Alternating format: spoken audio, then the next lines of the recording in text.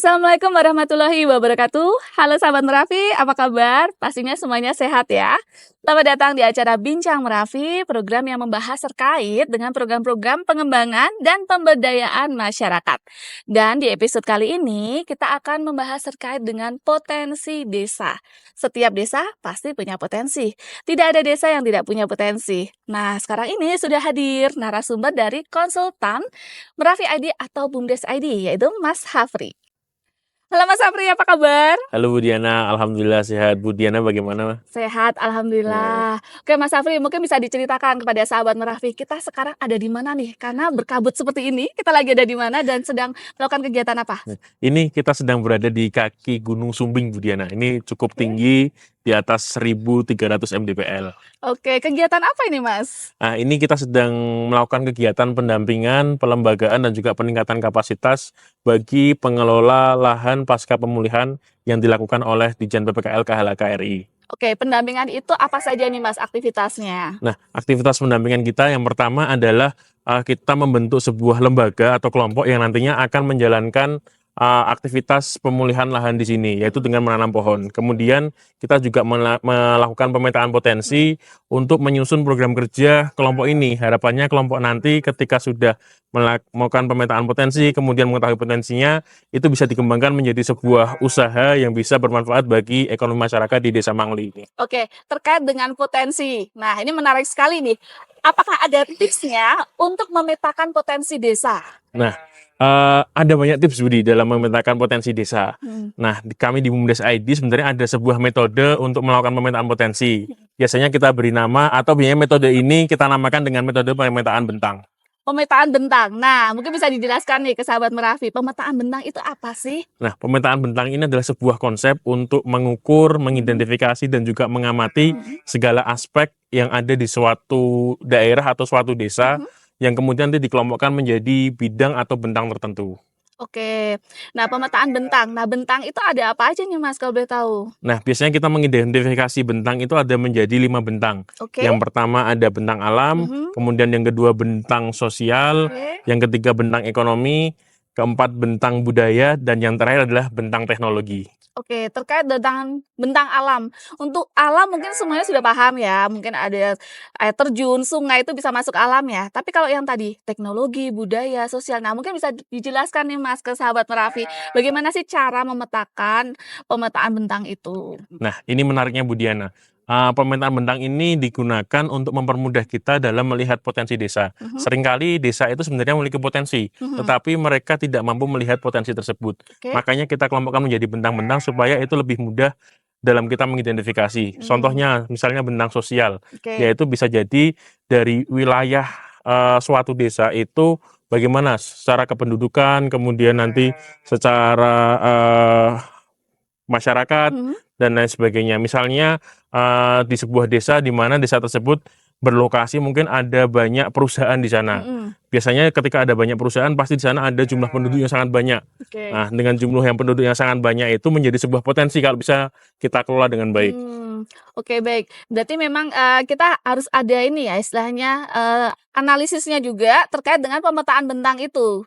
Jadi bentang itu kayak misalnya alam, terus teknologi, budaya, sosial itu juga harus dipetakan juga ininya juga ya istilahnya kekuatannya apa, kelemahannya apa, kendalanya apa atau seperti apa, Mas? Iya, biasanya dalam pemetaan bentang kita tidak hanya melakukan pemetaan potensi saja Budi, tapi juga masalah-masalah yang timbul atau mungkin masalah yang dihadapi untuk mengelola potensi tersebut. Misalnya ada tadi dari bentang sosial dengan penduduk yang ada banyak itu ditemukan masalah sampah atau mungkin masalah masyarakat yang kekurangan air bersih dan lain sebagainya. Nah, itu bisa dijadikan sebuah ide usaha nantinya dari pemetaan bentang.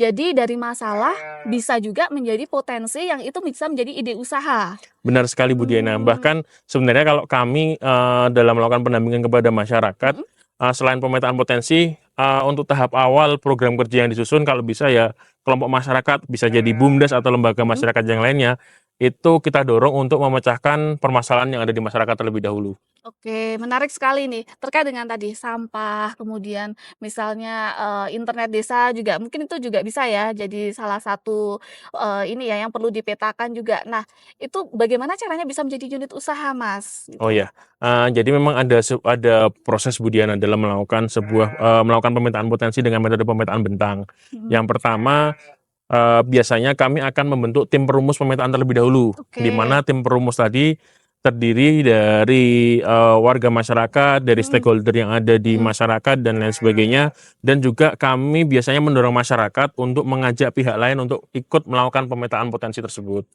Oke. Nah, itu mengajak pihak lain itu siapa, Mas, kalau boleh tahu? Nah, pihak lain itu bisa konsultan seperti Merafi ID atau Bumdes ID Mhm ini, atau mungkin nanti bisa menggandeng universitas, menggandeng pemerintah mhm daerah, ataupun pihak-pihak di luar wilayah tersebut.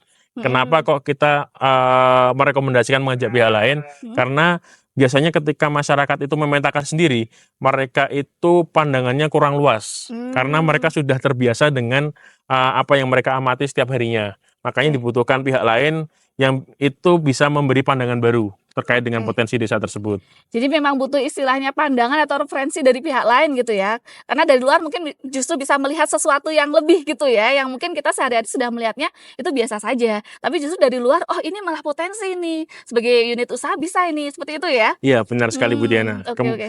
Kemudian tadi kalau misalnya kita sudah tahap tim perumus ya atau tim pemetaan bentang, itu selanjutnya ya kita mempersiapkan, beberapa kertas kerja dan juga Mhm langkah-langkah untuk melakukan pemetaan bentang. mhm Selanjutnya nanti tim akan dibagi mhm, untuk biasanya kita ajak tim itu berjalan, biasanya berkeliling desa, oke. kemudian, selain itu juga mengamati segala sesuatu yang ada di desa, Mhm. kemudian juga kita biasanya melakukan pemetaan bentang hidup juga. Oke, bentang hidup. Nah, bentang hidup ini Nah apalagi nih bentang hidup nih? dalam melakukan pemetaan potensi selain kita melihat, kita juga harus, menganalisis dari warga-warga masyarakat yang ada di Mhm desa. mhm Bagaimana pandangan mereka terkait dengan potensi desa, keresahannya mereka bagaimana, mhm dan juga mungkin ada, rencana atau cita-cita mereka ke depan terkait mhm. dengan pengembangan desanya. Itu bisa kita Oke. identifikasi, kemudian bisa kita kumpulkan menjadi sebuah database. Oke, setelah dikumpulkan menjadi database seperti itu, next-nya apa, Mas? Selanjutnya apa yang harus dilakukan? Nah, setelah kita, mengidentifikasi kelima bentang tadi berdasarkan dari hasil Mhm pengamatan, hasil observasi, wawancara, dan mhm. lain sebagainya, itu nanti biasanya kita akan FGD-kan Bu Diana, dari potensi yang ada. Oke. Oke, berarti di FGD-kan. Nah, kemudian terkait dengan FGD, nah yang diundang itu siapa saja, Mas? Biasanya kalau berdasarkan pengalaman di lapangan ya, ketika kita sudah memetakan potensi berdasarkan pemetaan bentang tadi, yang bentang alam, bentang hidup gitu kan. Nah, kemudian di FGD-kan. Nah, yang diundang di FGD itu siapa saja? Nah, FGD ini sebisa mungkin itu menghadirkan seluruh stakeholder desa maupun kelompok-kelompok masyarakat yang ada di desa Bu Diana. Oke. Jadi, kalau bisa ya semakin luas kelompok ataupun jangkauannya itu semakin bagus. Jadi ada Mhm perwakilan-perwakilan masyarakat yang ikut dalam FGD tadi. mhm Karena di FGD tadi nanti kita akan membahas terkait dengan hasil pemetaan potensi, kemudian dari hasil itu bisa membantu kita nanti kita identifikasi bersama mhm. mana yang bisa dijadikan ide-ide bisnis bagi usaha Oke. masyarakat. Jadi bisa menjadi ide-ide bisnis atau unit usaha ya, yang bisa dikelola baik itu BUMDes atau Pokmas atau lembaga ekonomi desa lainnya ya. Iya, Wah, benar menarik sekali Bu Diana. sekali nih. Oke, Mas Afri mungkin bisa diberikan tipsnya juga kepada teman-teman yang sedang memetakan nih desanya. Nah, bagaimana sih caranya supaya istilahnya lancar semuanya dan bisa menggandeng seluruh stakeholder? Karena pasti kan ada tipsnya kan supaya bisa menggandeng semua stakeholder? Silakan. Ya, kalau di desa tipsnya adalah pertama memang, komitmen dari pemerintah desa dan juga masyarakat terlebih dahulu Budi, Mhm, dalam melakukan pemetaan potensi. oke. Kemudian seperti yang saya sampaikan tadi, dari komitmen tersebut kita bisa membentuk tim, kemudian kita juga bisa menggandeng pihak luar untuk melakukan pemetaan potensi. Kemudian, setelah itu pada saat FGD juga hadirkan orang-orang lain yang mungkin belum terpetakan juga, Oke. ataupun tokoh-tokoh masyarakat untuk melihat pandangan mereka. Nah, nanti ide bisnisnya, kita jabarkan bersama pada saat Mhm, FGD, kemudian oke. nanti baru kita pilih dengan, beberapa aspek penilaian Mhm. selanjutnya.